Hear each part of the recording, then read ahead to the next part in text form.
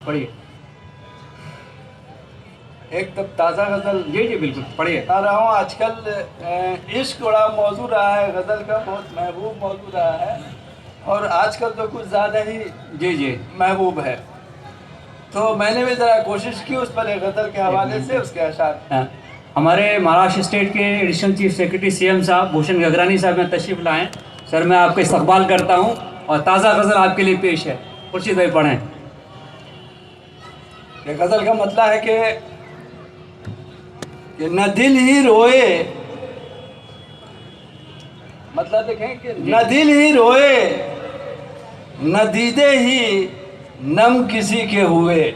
हाँ, न दिल ही रोए, न दीदे ही नम किसी के हुए। सनम किसी के हुए, सनम किसी के तो अहले सनम, न तुम किसी के हुए और न हम किसी के हुए। वाह वाह वाह, फिर से पढ़िए शेर को। वो इश्क था कि वो इश्क था कि कोई हिज्र का फसाना था, कि न तुम किसी के हुए और न हम किसी किसी के के हुए। हुए। और ये इश्क है कि हवस की कोई कहानी है। वाह वाह वाह।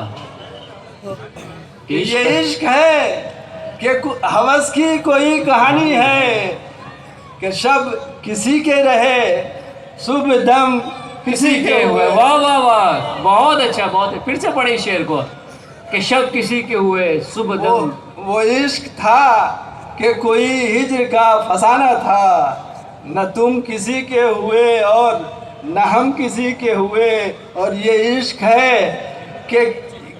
है कि हवस की कोई कहानी है, कि शब किसी के रहे शुभ दम किसी के हुए।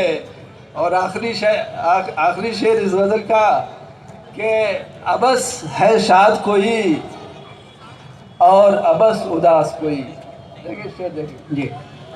कि अबस है शाद कोई और अबस उदास कोई, खुशी किसी की हुई है न गम किसी के हुए। वाह वाह वाह, बहुत अच्छा शेर है, बहुत अच्छा तबसरा है ज़िंदगी पे। कि अबस है शाद कोई और अबस उदास कोई, खुशी किसी की हुई है न गम किसी के हुए। बहुत खूब।